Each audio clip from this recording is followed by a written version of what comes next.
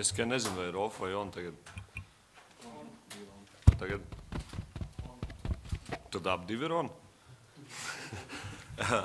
Labi, nevilksim garumā. Paldies visi, kas ir ieradušies. Centīsimies iekļauties kādās minūtēs 45, 50. Domāju, pa īsto nevelkam garumā un droši, kam ir jautājums, ceļam roku un Normunds pados mikrofonu, lai arī televīzijā var dzirdēt visu pienācīgi. Droši sākam. Ko tu darīji, kad tu atbrauc uz Liepāju? Pirmā lieta. Es varu tev jautājumu uzdot vispirms. Kur var redzēt tavu tikšanas iekšā kartīti? Nu labi, tu esi īpaši viesis, tad noteikti tik uzaicināts. Pirmā lieta, ko es izdarīju, ka es atbraucu uz Liepāju? Jā, tieši tā. Man liekas, ka es aizbraucu uz laukumu apstīties, vai bērni spēlē. Tā bija pirmā lieta, ko es izdarīju. Paldies par jautājumu, ļoti labs. Kādas ziņas tu atved no Amerikas saistībā ar izlases, protams, visiem interesē? Šito gan es negaidīju. Sakarā ar izlasi ir tā, ka katra vasara man ir svarīgākā vasara, kāda ir. Nu, principā, un tā kā šitā vasara būs, nu, man ļoti svarīgi, lai sagatavotos nākamajai sezonai. Un tā kā drīz vien arī droši vien sākšu trenēties pilnā sparā, gatavoties. Un tad, kad pienāks augusts, tad pieņemšu lēmumu. Nē. Šovasar es spēlēšu izlasē. Un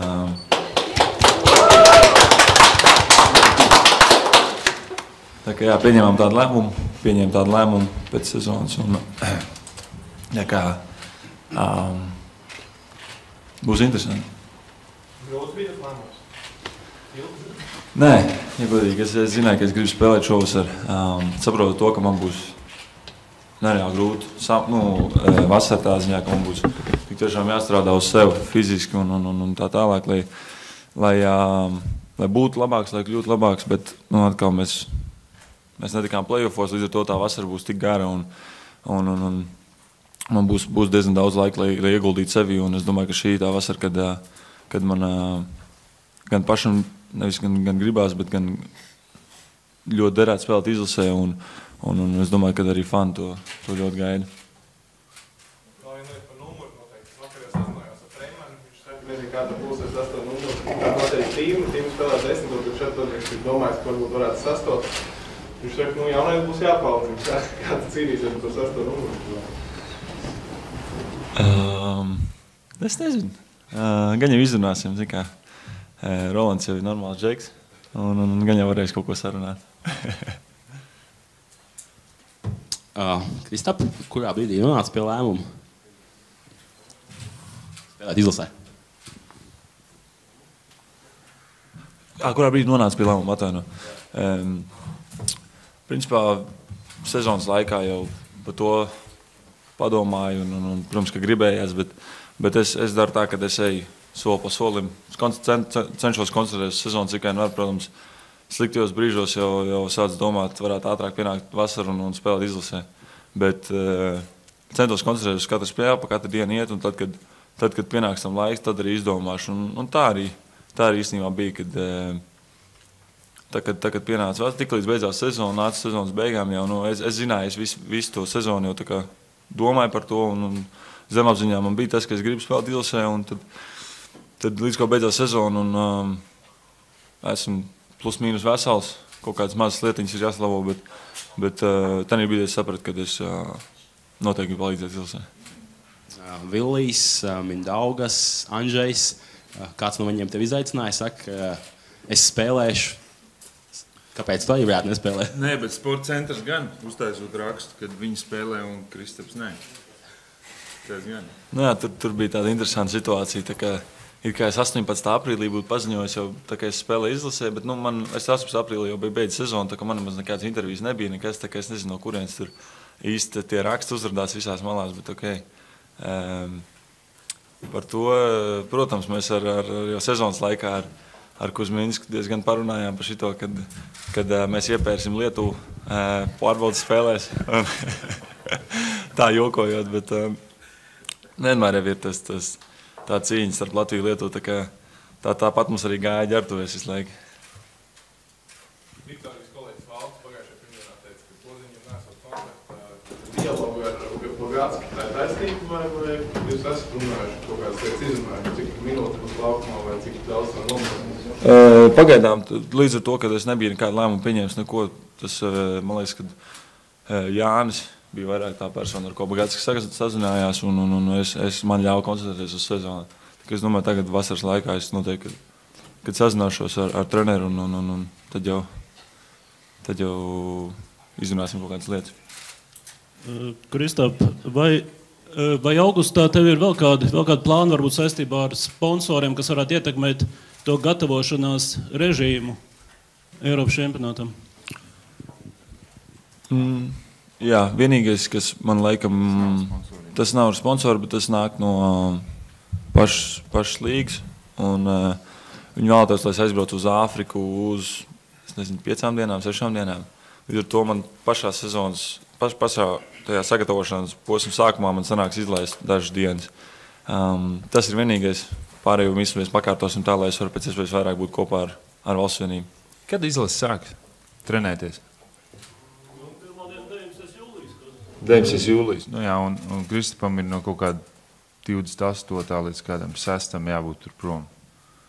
Un, nu jā, tas aizņem laiku bišķi, bet es nedomāju, ka tam būs tāda tik liela iespējas atstāt. Kristap, zinot, ka sezonas beigās bija dažādas lietas, vismaz mēdījos saistībā ar tavām attiecībām ar Ņujorku, vai šis ir kaut kādā veidā pārunāts, saskaņots, vai klubs ir kaut kādu vārdu teicis par to, atbalsta, neatbalsta? Par izlasiešu? Jā. Ja godīgi par sezonu, par to, kas notika, tagad beigās es nevēlos komentēt. Tur laikam, es ja godīgi pats neesmu kontaktējies ar viņiem. Un, tur vēl drīzāk jādod vārds Jānim. Nē, bet kas attiecās uz izlases, lielā mērā viņa lēmums ir. Es domāju, varbūt tie pirmie gadi tad ir tā, ka tās vasaras ir jāpavada tur, bet vēlāk jau tomēr esi liels noteicies, ko tu darīsi un kā tu darīsi. Un Kristaps ir tādā pozīcijā, lai varētu izlemt, vai viņš grib vai negrib spēlēt. Jautājums par finansējumu, kas ir nepieciešams apdrošināšanai. Vai ir runāts ar Basketbola savienību par šo jautājumu? Cik varētu būt tas summa? Ir runāts, bet es to summu pagaidām nevarēšu atklāt. Bet mēs esam jau vienojušies pēc būtības.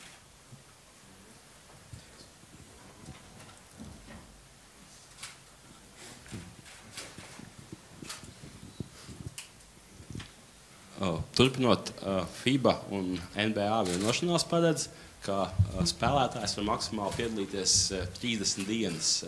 Tas nozīmē, ka tur arī varbūt ar visu Āfriku, kur sanāk, pats sākums nesanāk, bet vai zini par šo noteikumu? Jā, es zinu, kad ir kaut kādi ierobežojumi un tā, bet man liekas, ka tur jau no paša spēlētāja atkarīgs, cik viņš laikam grib piedalīties vai ne, vai tā nav. Es īsti nezinu tos noteikumus līdz galam arī. Es centīšos būt tad, kad es varēšu, tad es būšu, un es tur neskaitīšu dienu. Es tur vienu dienu pa daudz esmu, tad šodien es netrenēšu, un tā es nedarīšu. Tā kā, tad, kad es esmu, es trenēšos un centīšos būt iespējas vairāk. Pagājušā gadā sanāca arī Karmelo jautāt, gan man, gan kolēģiem.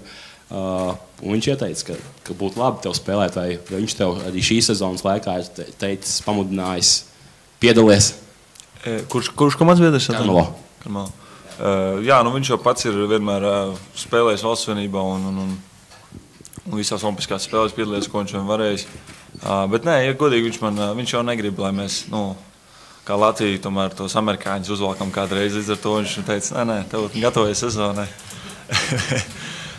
Šito neielieciet virsrakstā tikai lūdzu. Nē, ja godīgi, mēs pa izlasi tā baigi minimāli parunājām. Varbūt tur tieši tad, kad beidzās tās olimpiskās spēles, tad kaut ko papļāpājām, bet tā viņš man nav neko ieteicis, neko. Jā, es gribētu pateikt Kristapam paldies, kādus jauks, pozitīvus mirkļus daudzās latviešu ģimenēs jūs radat no rīta, kad dzird, ka jūs esat būs 20 un vairākus punktus līdz dienu ir patīkam, pat sieva vakarā liekas, ka kairinošāk. Tālāk.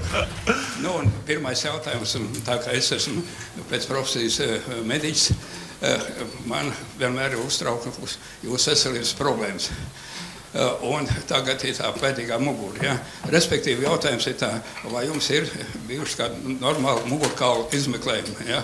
Mugurkaulam ir ļoti svarīgi arī pareiza gulēšana, jo dienas laikā muguras skriemeļi izkusās no pareizās situācijas un naktī pareizi guļot, viņi nostājās vietā. Tātad divi jautājumi uzreiz, vai jums ir tādi izmeklējumi darīt mugurkaulam un vai kā ir ar to gulēšanu. Jo man drusiņi radīja tādas izbrīnas, kā jums Ahila cīples sāpes bija, un tikai pēc kādām 8 dienām tika veikta magnetiskā rezonanse. Tas ir drusītiņi tā kā nokavēts.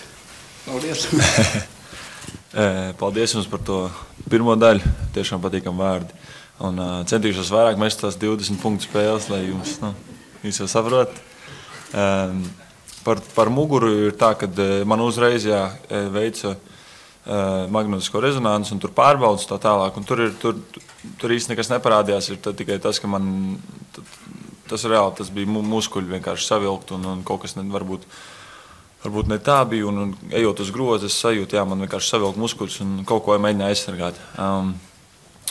Lēnām dienām ejot, man laid vaļā vienkārši, kad vēl kaut kas īsti nebija vietā, līdz ar to tās pēdējās spēles arī nospēlēju.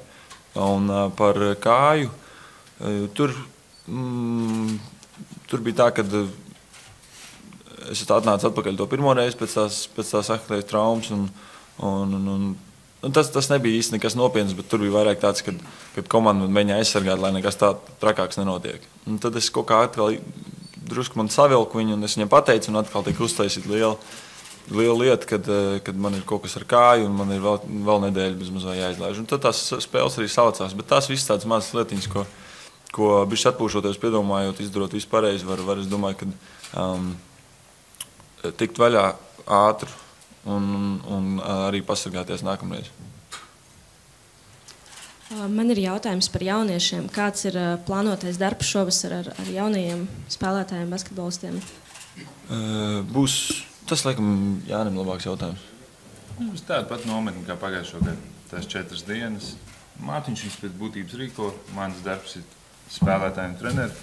Mārtiņam viss organizēt pa laikiem un tā tālāk.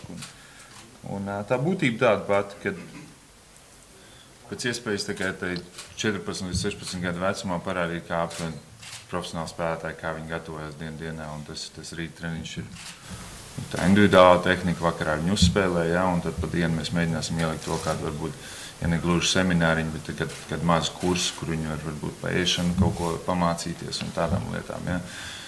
Nav teiks, ka tas uzreiz aizķersies, bet ja 3 aizķerās, tad arī labi. Un varbūt ar laiku iemācās daudz, ko vajag un kā vajag darīt. Tas ir mērķis, Kristaps cenšas uztaisīt apstākļus džekiem, lai viņi pēc iespējas ātrāk varētu attīstīties. Neskatoties to, kā viņi fiziski attīstās, bet lai viņiem ir vairāk informācijas. Vai ir zināms, cik daudz jauniešu jau varēs piedalīties? 20, tas mums tas standarts ir, ko mēs mēģinām. Tad mēs varam vakarā uzspēlēt, teiksim, 2 komandās sadalīties. Un tad pa tām 3 vecuma grupām mēs tos izlasām. Un bieži vien ir tādi, kur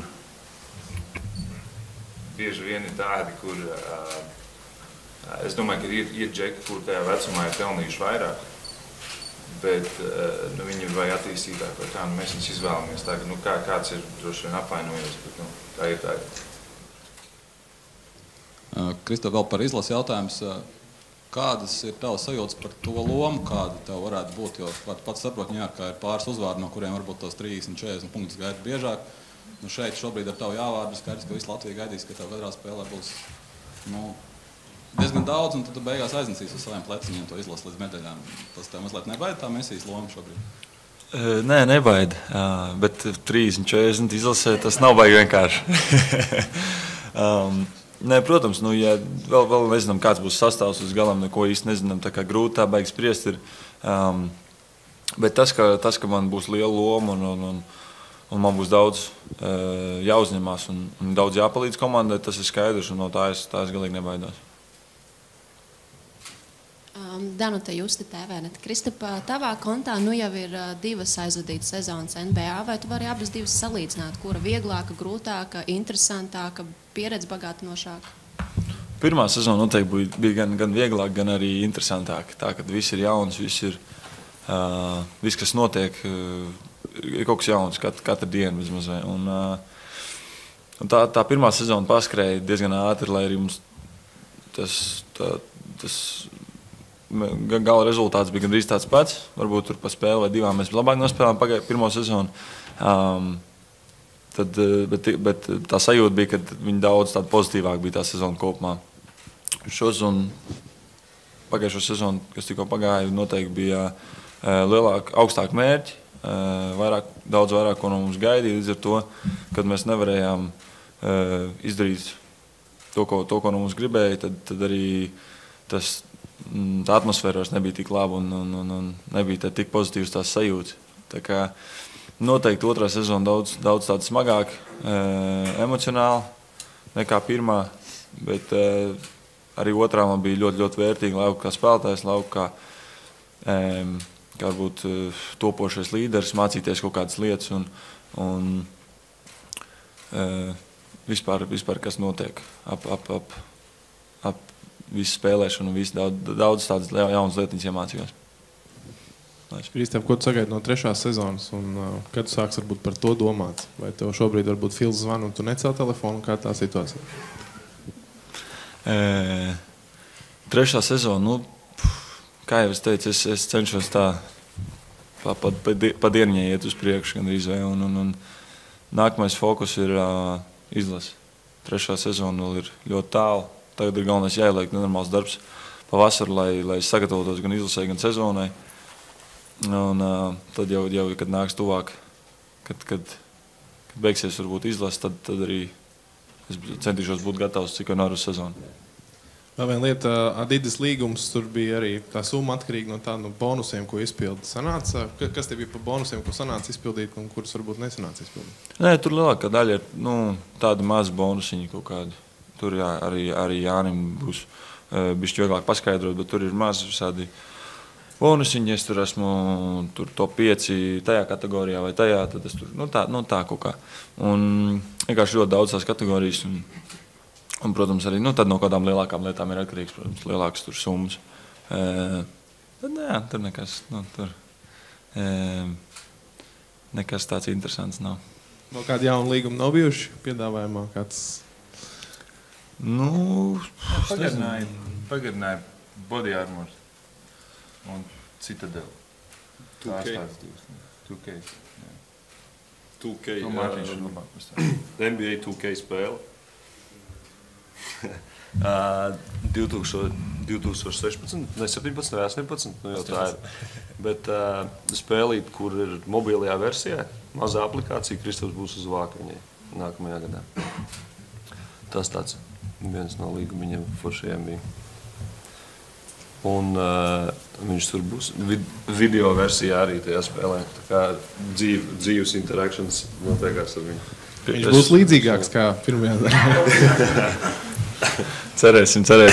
Bet es kārtīgi piestrādāju pie savām aktieru prasmēm. Tagad tajā pēdējā, sākumā man tur smagi, pēc tam jau bišķi iejutos, tad bija normāli.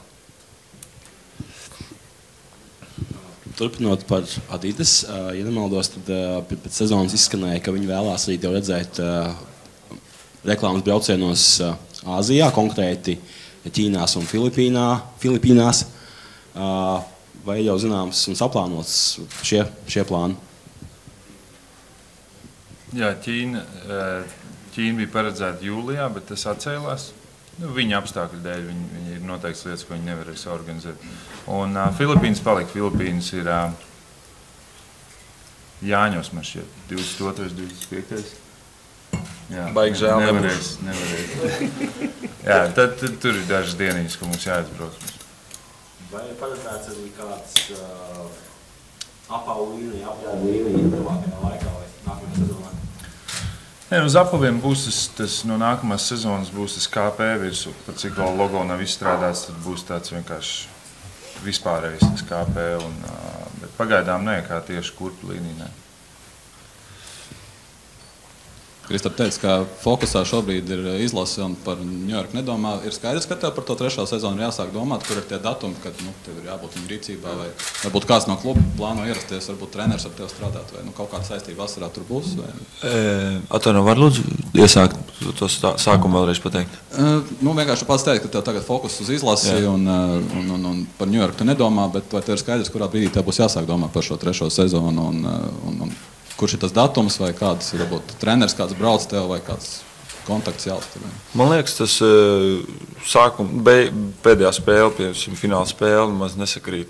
Tā kā man ir vēl laika aizbraukt uz Ņujorku, un es neesmu pārliecināts, bet tā treņa nometa sākās vēlāk pēc izlases, tā kā es neko īsti neiekavēšu. Tādā ziņā jūs varat ierasties dienu pirms treņa nometnes reāli.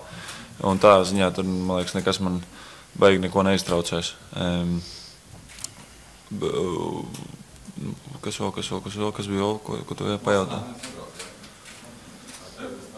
Vienīgi, ja Kristap treneris to nometni atbrauc, tā ir vienīgais variants. Tad tas, kurš dienā ar viņu strādā. Tas, kurš viņš pagājušo gadu arī tur bija. Kāda bija sajūta spēlēt par Kālu? Viņš ir vēl viens latviečs, kas spēlē NBA.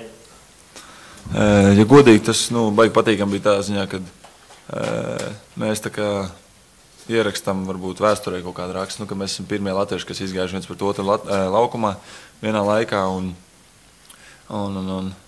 bija forši, tomēr mēs arī draugi esam ārpus laukumu. Un es biju dusmīgs dāvu, ka viņš to 3-punktu no stūra iemet. Bet nē. Pēc tam pēc spēles papļāvājām, pēc tam arī satikāmies San Antonio. Un ir baigi forši, ka ir vēl viens latviecis NBA. Tā, par Latvijas izlases jautājums. Ziniet, Napoleons izvēlējās ģenerāļus veiksminīgs. Attiecībā par Bagātsku es varu pateikt, ka viņš ir smags neveiksminīgs. Viss vajadzīgās cīņas ir zaudēts. Kauna pilnais zaudējums Beļģijai. Es redzēju, kā spēlēt pret Franciju nākošajā dienā pret Beļģijas zaudējums. Rīgā uzvaram 15. gadā Čehus, aizbraucam uz Franciju, pa 7. vietu smagi sagrāvu. Pret Čehiem -30 te vairāk, Portoriko arī sagrāvu. Tagad viņam 7 zaudējumi pēc kārtas. Vai jūs varat ticēt tādam trenerim? Es viņam neticu. Arī es zinu, ka es esmu kontaktējies ar ļoti daudzām izcilām personībām, kam ir basketbols tūs, un viņi visi saka, ka tas basketbols nav skaists, ko veido mūsu treneris Bagātskis. Otrs arī, kas man arī uztrauc, ka mums, diemžēl, nav pirmā numura spēlētāja, kas var dot piespēles. Lūdzu, atbildes uz maniem komentāriem. Jūs ļoti pesimistiski noskaņotas izklausāties. Protams. Nē, man godīgi baigi grūti spriest, tāpēc, ka man nekad īsti nav sanācis ar Aināru Bagātsku strādāt. Bet viens ir varbūt ar valstsvenību nav tas, ko gaidīja kaut kādas spēles, bet viņš Eiropā tomēr ir kotējās kā ļoti augsts līmeņa treneris. Un tad, kad es domāju, ka man būs arī pašam kontakts ar viņu dienā, tad es varēšu bišķiņ labāk spriest par to, varbūt. Un tā otrā daļa, kāda bija jautājuma, mums atvainojos? Mums ir augsts līmeņa saspēlētājs Jānis Strelnieks. Arī nav sanācis spēlēt ar viņu nekad, bet es domāju, gan jau sastrādāsimies un mēģināsim izveidot to saikni kaut kādā veidā, tur pick-and-rollā vai kā. Es domāju, ka tas viss prasīs laiku, nebūs uzreiz, ka mēs sanāksim visi kopā un mums būs ideāli saikni, bet gan jau ar ieguldīto darbu mēs panāksim to. Kristap, Bet jautājums ar Dāvi spēlēt viens pret otru, vai runājāt arī par izlasi, un varbūt viņš deva kādas indikācijas par to, kam jānotiek, lai viņš arī spēlētu? Dāvs jau, man liekas, katru vasaru ir gatavs braukt uz izlasi. Viņš, ja viņam ir viss kārtībā veselība, viņš vienmēr ir gatavs spēlēt tāpat kā mēs vispārējie. Un vienkārši tagad ir atkarīgs no tā. Viņš ir vēl joprojām tagad playoffos, viņam ir ļoti svarīgi koncentrēties uz to. Un tādu gala atbildi viņš, es domāju, nevar arī dot. Un tur ir ļoti atkarīgs, kad arī ko organizācija no viņa vēlas. Tā kā es domāju, kad viņam beigsies playoff un cerams, ka viņam būs gradzens jauns. Tad arī es domāju, ka viņš varēs, viņš sapratīs, ko viņš darīs pavasarī. Nākamajos gados pēc Eiropas čempionāta NBA spēlētājiem būs samērā ierobežotas iespējas spēlēt, tāpēc, ka pasaules kvalifikācija notiks turpmāk ziemā, rudenī, pavasarī, vai tas, ka tuvākajos gados būs maz iespēja spēlēt reāli. Tas nospēlē kādu lomu? Par to es atkal tik varbūt tālu neaizdomājos, ka man pēc tam nebūs iespēja, bet gribējās vienkārši sevišķi pēc šitādas sezonas gribējās palīdzēt izlasē un varbūt kaut kur bišķiņ atslēgties varbūt no tā, kas aizgāja. Un tā kā tas lēmums jau man liekas, kopš pēdējās reizes, kad es nespēlēju, jau tāds sēdēja, ka likās, ka varbūt vajadzēja, bet tie apstākļi nesakrita, un tāpēc bija tā sajūta jau no pašām, ka gribējās, un nemaz neaizdomājos varbūt tik tālu, kad pēc tam nebūs iespēja. Bet ja tā paskatās, tad noteikti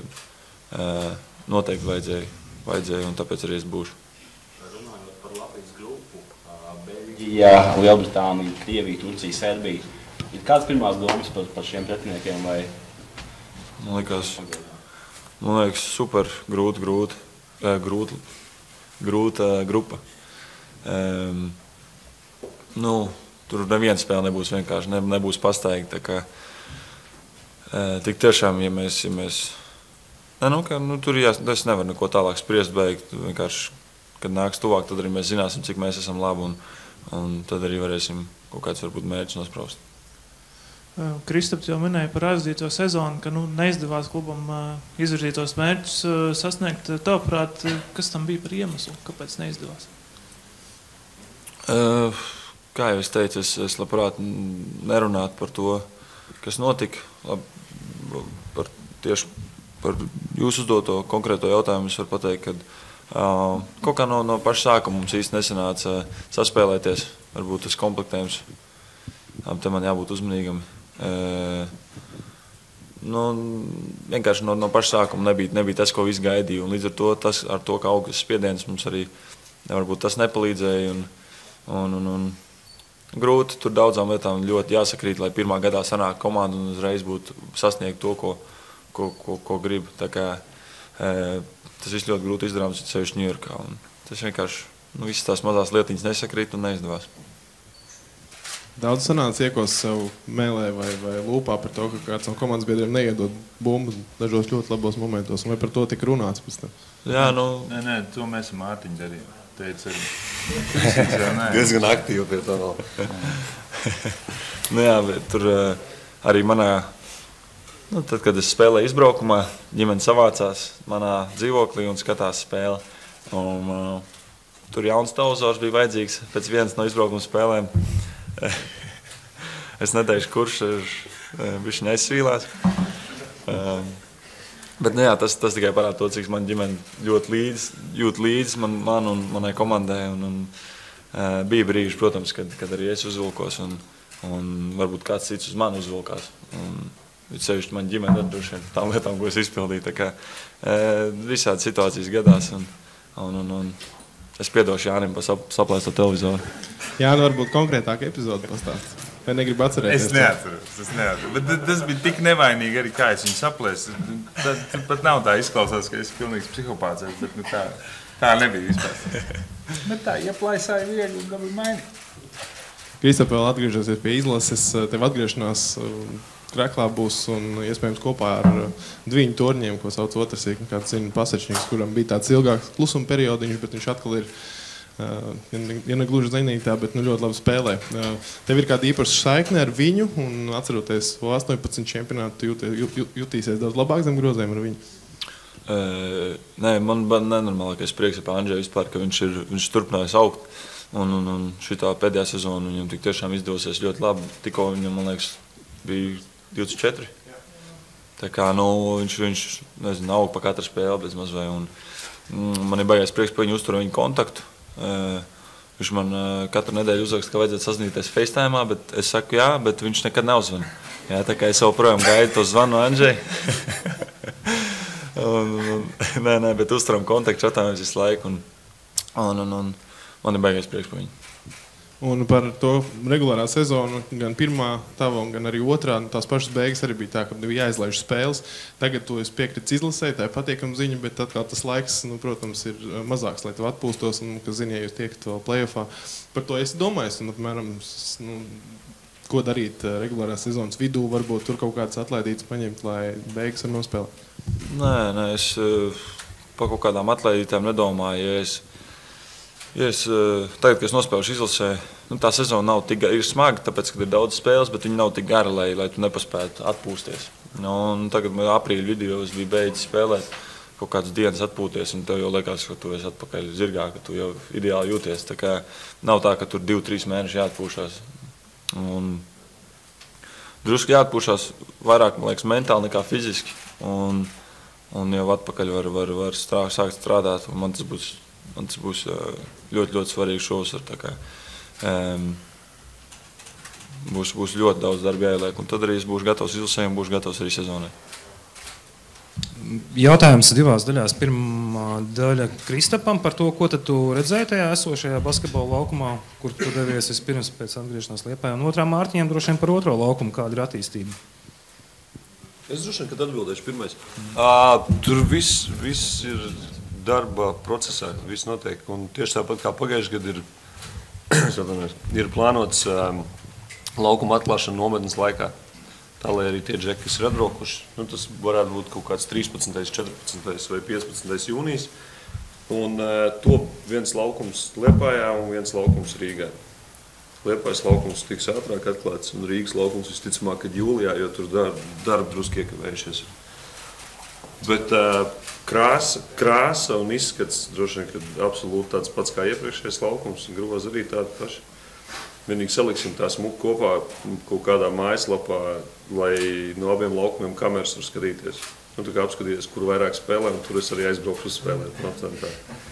Vai arī, ja vecāki palaiž savu bērnu uz basketbola laukumu, lai viņi pēc tam paši var nočakot, vai tas bērns tur īstenībā ir vai nav. Kur Rīgā? Rīgā Barona iela, kur bija LU stadions. Tur viņiem tur tāds lielāks projekts top, un viņi jau bija plānojuši būvēt basketbola laukums jebkurā gadījumā, un tad mēs tā kā salikām galvas kopā un izdomājām, ka uzbūvēsim Kristapa laukumus. Ko tu redzēji uz laukumu? Es jau aizmirsu jautājumu, var lūdzu atkārtot. Bija bērni, bija spēlēji, bet kaut kāda beigā būrzina bija, un es neizkāpu, mēs nobraucām garām, principā. Bet es tagad, kad bišķi siltāks paliks, tad es aizbraukšu uzspēlēšu. Man patīk no centra uzmest tur ar bērniem, kas spēlē. Tā kā noteikti būs jāizbrauc kaut kad drīz. Kristap, tā 4. vieta 18 čempionātā joprojām tev krēma. Tu esi teicis, kāda ir tā iekšējā ambīcija, ar kādu Latvijas izlasē jābrauc uz šo čempionātu? Galvenais jābūt izsaukušiem. Pēc tam jau kur mēs varētu finišēt, to mēs redzēsim pēc varbūt kaut kādām pārbaudas spēlēm, pēc kaut kādām sajūtām. Pagaidām baigi grūti spriest, kur mēs varētu beigt. Bet beigt to turnīru. Bet noteikti jābūt ļoti izsalkušiem un jāiet ir jādod visu, ko vien var laukumā. Un vēl viens jautājums, te kaut kādu laiciņu atpakaļ Mairis Briedis pieminēja tavu vārdu, kāda jums tur saistība un kuras kaut kādas savstarpēji... Mairis jau cik ilgi mēģina sarunāt cīņu ar manīm. Bet, nav tie datumi sakrituši un tā, un tomēr man sezona, tā kā... Nē, ja godīgi, īstenībā Mairis baigi forši panāca pretī, jo mēs meklējām tā kā vietu, kur es varētu nedaudz tā kā patrenēties boksā. Tagad pēc sezonas beigām un paldies maniem brāļiem, kur noorganizēja, ka es varbūt varētu ar Mairi pastrādāt drusku. Viņš būtu pats gatavs man patrenēt pāris nedēļas, tā kā esam priecīgs par to iespēju un centīšos nenodarīt pāri Mairim. Jautājums Jānim. Kristaps jau teica, ka šī sezona nebija tik viegla kā iepriekšējā un sarežģītāka arī. Kāds ir tavs vērtējums par sezonu, par tiem izaicinājumiem? Kā tu redzi, kā šogad gāja Kristapam? Man liekas, ka izcili, bet es vienkārši tādā ziņā ņemu, ka viņa statistikas rādītāji visu labāk. Tas, kādā kolektīvā viņš spēlē un ko viņš dara, ka, teiksim, es uzskatu, ka viņš pietiekoši labi sev parādīja visādās lietās. Ja? Viņam vairāk tomēr pievērš uzmanību, piemēram, pagājušo gadu viņam bija tie saucamie putback danki daudz. Ja? Šogad kurš viņu laidīs pie tā groza? Nu, visi skatās viņam acīgs labāk, groz ir tur, bet skatās tev virsū. Un tādas lietas, tikai daudz lielāks fokus uz viņu. Es domāju, ka daudz arī pēc šīs, tā kā pēc pirmās, viņam bija kaut kādas noteiktas lietas, ko viņš ejot vasarā iekšā, viņš saprot, man jāpastrādā pie tām lietām. Tieši tāpat šovasar, ja mēs tur lidojot, pat izgājām dažiem video cauri, viņš pilnīgi skaidri pats zina, pēc būtības tā, ka Kristaps jau viens pats arī var strādāt. Viņam nav jādiktē, viņš skaidri zina, kuras tās lietas, vienkārši tas ir atkārtojumi jautājums, ja, ka tu ņem un strādā, līdz tu izkop to kaut kādu kustību vai lietu līdz galam. Tā. Bet es domāju, tādā ziņā pozitīvi. Mentāli bišķi grūtāk, tāpēc, ka viņi nevinnēja tās spēles tik daudz, un tad ir tas, tā enerģija nav tik daudz, tāpēc, ka tu vienkārši mentāli bišķi sēdies, un tad jau tas uz laukumu arī atsaucās, un beigās viņi tā bišķi izšķīduši izskatās. Savādāk es uzskatu, ka viņš līdz pat sezonas beigām katra spēle, kas bija koncentrējies un darīja to, ko viņš var izdarīt. Kāda sliktāka spēle gadās, bet tas visiem ir. Jautājums Mārtiņam. Pēdējā nedēļā pēc sezonas beigām, cik liels bijis amerikāņu preses spiediens, ņemot vērā visas tās pārmaiņas un ziņas, kas izskanēja Ņujorkas kluba sakarā? Tās bija laikam, pēdējās 2 nedēļas bija tāds diezgan pasmags. Jautājumi neapstājās, bet atbildes īsti nav tā. Spiediens bija tāds diezgan pamatīgs. Es nevarēju sagaidīt, ka es braukšu mājās kāds pēdējās 4 dienas. Nekas viss ir kārtībā. Jā, man jautājums Kristapam, kas ir tās lietas, ko tev vajadzētu šo vasaru uzlabot, pie kā vairāk piestrādāt? Varbūt salīdzināt ar pagājušo gadu. Kad tas laiks būs, kad to izdarīt? Principā daudz jau tās pašas lietas ir vienkārši jāturpina uz to pašu strādāt. Pirmais ir fiziskais, ko es varu vienmēr, kur tu vari palikt spēcīgāks un labāks. Un tā būs noteikti viena lieta, kas man ir, pie kā es noteikti ļoti daudz strādāšu. Un tur ir daudz basketbola lietas, ko mēs ar Jāni skatāmies un ejam cauri, kur es varu zemāk pieliekties. Man ir ļoti svarīgi, lai es vienalga, ko es daru, ejot garām vai saņemot bumbu vai turpat postā spēlēt, lai esam zem. Un man ir tas grūtāk ir izkustināt tev uzreiz, ja tu esi zem un tu esi spēcīgs. Un tā būs viena lieta, uz ko mēs koncentrēsimies noteikti. Un pie metieniem, pie driblu, pie tādām lietām mēs turpināsim strādāt. Jau kā nav teikuši, teiksim, kaut kādas konkrētas lietas, kas tev jābūt kādam ir atgriežoties nometnē? Nē, es strādāju ar vienu treneru visu sezonas garumā, un mums domas sakrīt. Mēs vienmēr runājam par to, uz ko man ir jāstrādā, kur man jāpaliek labākam, un mēs kā komanda redzam visu kopīgi, redzam vienu to pašu lietu, un līdz ar to arī zinām, uz ko mēs ejam. Kristap, gribu precizēt par boksa treniņiem. Līdzsvaru kaut kādu balansu jautājums tas ir? Vai? Nē, tas tīri tāpēc, ka man patīk boks. Man patīk boks Ir kaut kādā formā viņam sev jāuztur, un līdz ar to vienkārši pamainot bišķiņu, lai tev varbūt galvai vieglāk ir, tu fiziski tu darbojies. Un otrs ir tas, ka vienalga, kurā brīdī es pieminētu, ka es esmu diezgan labs, tad viņi ap divi pasaka, ka es tā dabūtu pa muti, kad man nav variantu. Tad viņš bišķiņu patrenēsies, tad mēs varbūt arī varēsim uzboksēties bišķiņu tā. Redzēsim. Es viņam gan klāt nevar teikt, bet tā savādāk. Nākamais vēl Ujevs. Tālāk būs ļoti nopietnas jautājums. Jums ir mežonīgs enerģijas patēriņš, gan treniņi, gan spēles, bet ar to enerģiju tāpat kā ar mobilā telefonu, ja visu laiku nevar runāt, viņš ir jāuzlādē. Un jautājums ir tā, kā jūs sev uzlādējat enerģētiski, ja? Respektīvi, kā jūs attiet no spēlēm, kāds jums, teiksim, brīvā laikā tās metodas jums pašam, jums ir ieteikts, kā jūs sev to enerģijas lādiņu varētu saņemt. Piemēram, Ineta Radēvičs teica, ka viņai 1 centimetrs līdz medaļai pietrūka tikai tāpēc, ka viņa trenējās kā mašīna, treniņi, ēšana, gulēšana, ja?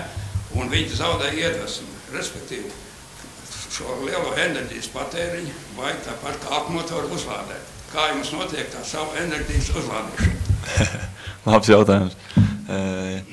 Man, ja godīgi, es labāk atpūšos un tā kā uzlādētu enerģiju, vienkārši pavadot laiku ar ģimeni un kaut kā atslēdzoties no visu. Jo, es esmu tik mierīgs tajos brīžos, ka man liekas, ka tas arī man iedod visvairāk enerģiju un man uzlādē tā pozitīvi.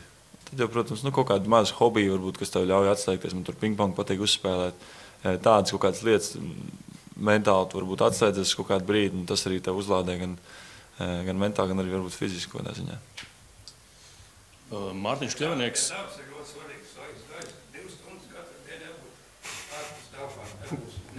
Ņujorkā tas ir principā neiespējami.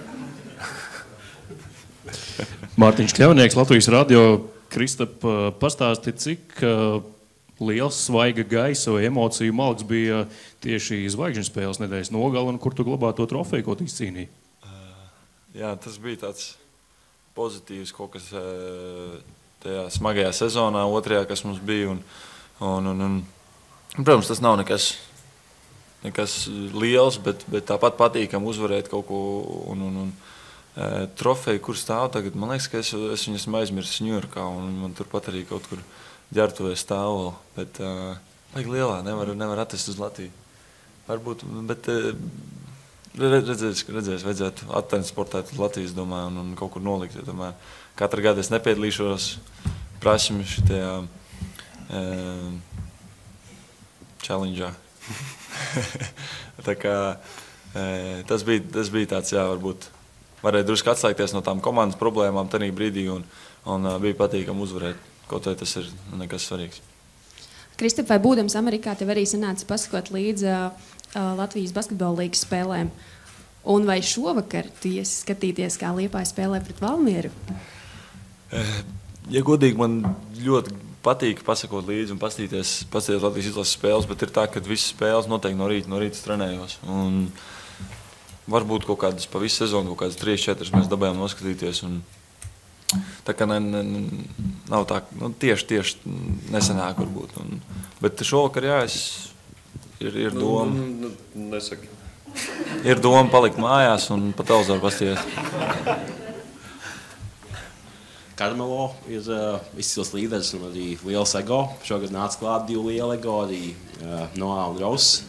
Vai bija tā, ka brīžiem ģērbtuvē bija uzvalkoša vai eksplodējoša atmosfēra?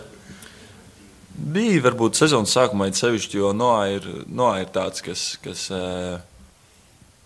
kas vienmēr spēlēs tā sistēmā, un viņš zina, kā ir pareizi jādara, un viņš negrib no tā atkāpties. Un varbūt mums īstenībā tāds cilvēks bija vajadzīgs. Viņš vienkārši pats varbūt nespēlē tik augstā līmenī, kā viņš gribētu, līdz ar to viņam bija grūti būt tam līderim. Jo Karmelo, viņš ir pats par sevi diezgan mierīgs ārpus laukuma. Viņam ļoti reti ir, kad viņš tiešām uzvalkās uz kaut ko. Un Ross ir kluss. Ross minimāli kaut ko pateiks, viņš vispār runā. Tā kā Noā bija tas, varbūt, kas sezonas sākumā sevišķi mēģināja runāt ar mums, palīdzēt, un arī treneriem teica lietas kaut kādas, bet tur ir grūta situācija.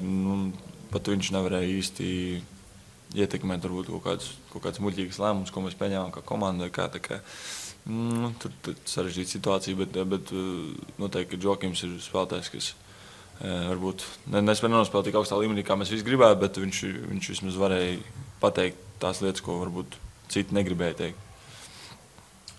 Par šo gadu nav jautājumu. Tur ir skaidrs, ka federācijai ir jāsats par apdrošināšanu, bet pastoties 5 vai 7 gadus tālāk, vai pieļauj iespēju kā varētu rīkoties kā Dirks Novickis, kad viņa federācija nevarēja viņa nākamo lielo apdrošināšanu nosakt, viņš pats uzņēmās tādu soli?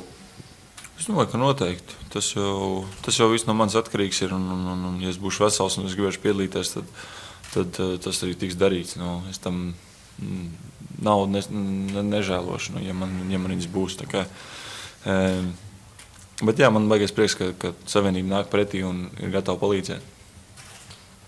Phils Džeksons paliek Ņujorkā līdz 2019. gadam. Varbūt tas nav līgumā, tev nebūtu to jāatbild, bet vai tu pats redzi sev līdz līguma beigām Ņujorkā? Tieši līdz savu rookie līgumu? Es godīgi pat tās detaļas nezinu, kad es esmu brīvs un tā, tur arī Jānim bišķi labāk skaidrs būs, bet es tur arī nekoncentrējos īpaši. Es cenšos izdarīt labāko darbu, ko es varu tagad, un tad jau es vienmēr ticu, ka pats atrisināsies viss. Cik kā tā, pa lielam tam jautājumam nav pamats šajā brīdī. Tas tāds, Kristaps tur nodraftēts, viņš tur grib nospēlēt visu savu karjeru, un tas nav, te nav vispār ko pa lielam, ko komentēt.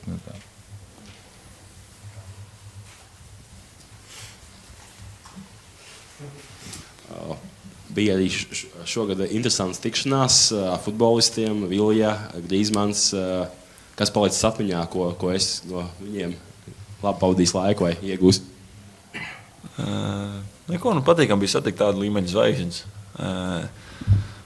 Vils, starp citu, ļoti labi nospēlējis to vienu spēli, ko es biju aizgājis. Gūt tur 2 vārdus, un viņš man nedeva tieši kreklu no tās spēles. Tā kā baigi netīrs gan bija, bet patīkam, kad sanāca aiziet uz spēli un turpat Ņujorkā. Un Grīzmanu arī satiku. Viņš gan braukāja apkārt pa visām komandām un, iepazinās ar spēlētājiem un tā. Bet arī, jā, sabildējāmies. Un forši, kad tas ir tā saiknes ar futbolu un basketbolu un spēlētāju varbūt. Tāpat basketbolis tagad brauc skatījies futbolu, kad beidzās sezona. Tas viss jau sports iet kopā. Vai ir pārdzīvojums par kritienu, Kristap? Vai ir pārdzīvojums par kritienu pārdotāko kreklu topā? Cik kritiens ir? Viens uz leju? Tas bija viens no smagākajiem tām ziņām, ko es uzzināju. Vēl joprojām es to nevaru pārdzīvot. Bet ja nopietni pastāsti, vai, es nezinu, vismaz šeit Latvijā liekas, ka nedaudz ir pierimies tas hypes, tā to varētu nosaukt, salīdzinājumā ar pirmo sezonu. Vai tā ir? Skatījos centrālajā parkā mierīgi ar riteni var braukāt, vai tomēr nedrīkst apstāties, kā tur ir? Tā ir, jā, nedrīkst apstāties. Man bija tā, ka... Iemesls, kāpēc mēs braucām ar riteni, bija tas, ka vienkārši mēs nevarējām aiziet. Sākuma plāns bija iet ar kājām. Es teicu, kājām tad nesanāks īsti. Un tad mēs rīčukiem pabraukājām. Tāpat es braucu pāri pa ielu, un tur gāja pārējais, apstājās, viens ar riteni nostājās tā pretī, lai es nevaru pabraukt garām.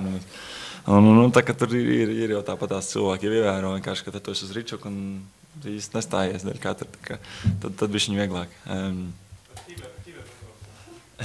Tas ir riktīgi. Nē, tas īsti jau varētu. Saulenīts, ķiverīta, ne? Kāpēc ne?